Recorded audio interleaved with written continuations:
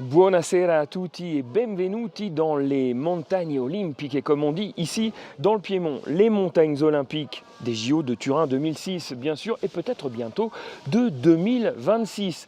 Des Olympiades d'hiver de retour dans ces montagnes du Piémont, tout le monde ou presque en rêve ici, mais cette fois pour Turin et sa région, il faudra faire cordée commune avec des voisines italiennes parfois un peu encombrantes, vous allez le voir. Revoir le mot Turin inscrit en lettres d'or olympiques en 2026.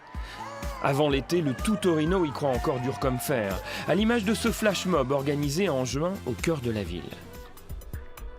Carte des sites de 2006 revue et corrigée, lettre de candidature officielle arrachée à sa turbulente majorité 5 étoiles, la maire de la ville au taureau affiche une détermination enfin sans faille lorsque le 1er août à Rome, le président du comité olympique italien décide d'envoyer tout le monde à la douche froide. C'est unique ce que nous avons décidé aujourd'hui. Innovant, différent et courageux. Unique, certainement, mais risqué aussi. Des 3 villes candidates à la candidature, le CONI en a retenu 3.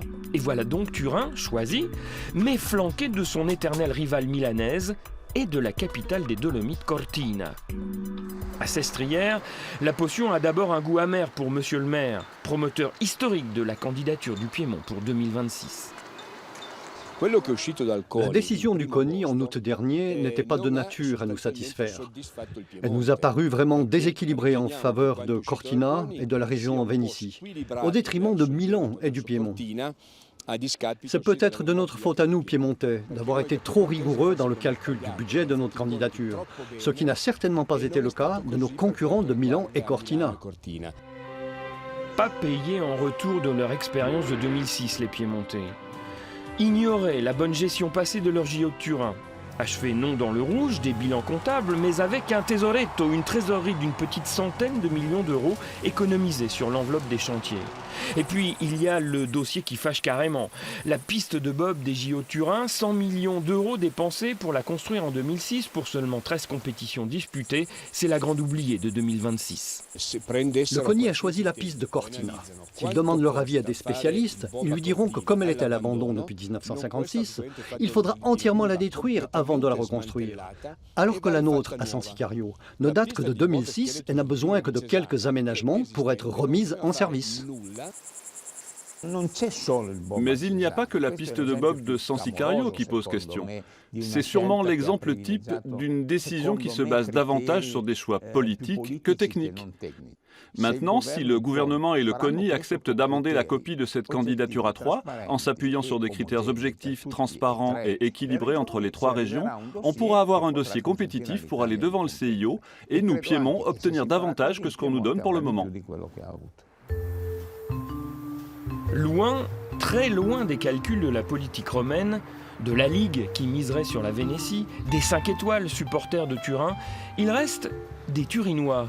D'après un sondage favorable à 80% à une nouvelle aventure olympique, des Turinois depuis 12 ans nostalgiques de leur JO. Je me souviens qu'au milieu des 15 jours, il avait neigé. C'était très très beau.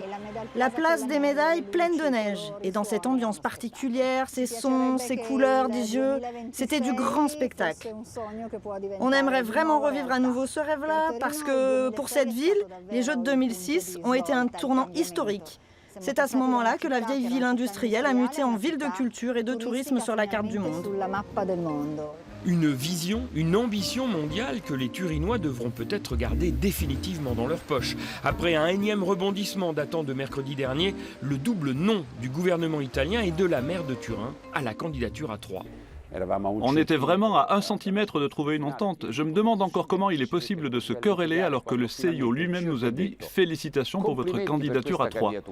Une candidature italienne à finalement 2 têtes a été déposée jeudi au CIO. Il reste 1 an avant la décision finale, peut-être le temps d'éviter un grand divorce à l'italienne. Voilà, c'est de cette Piazza Castello, cette place du château de Turin, que nous allons nous diriger maintenant vers la Suisse, car c'est l'heure de notre zapping italo-suisse. C'était a priori l'alliance de la carpe et du lapin, et pourtant, la station suisse de Verbier fait désormais partie de la liste des sponsors officiels du Liverpool Football Club. Son nom n'apparaîtra pas sur les maillots des joueurs, mais en revanche, la station pourra utiliser des loges VIP au stade d'Anfield Road afin d'y faire sa promotion. Son nom sera promu sur les réseaux sociaux et le magazine du club, et puis un stage d'été des Reds dans les montagnes de Verbier serait également prévu.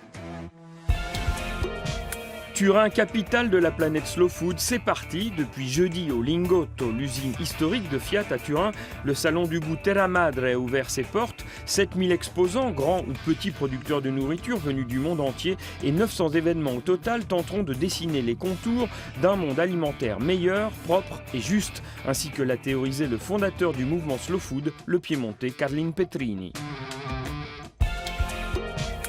Enfin, vous connaissiez le concept de la maison dans les arbres, vous connaîtrez à présent celui de la maison sur silo à 28 mètres de haut.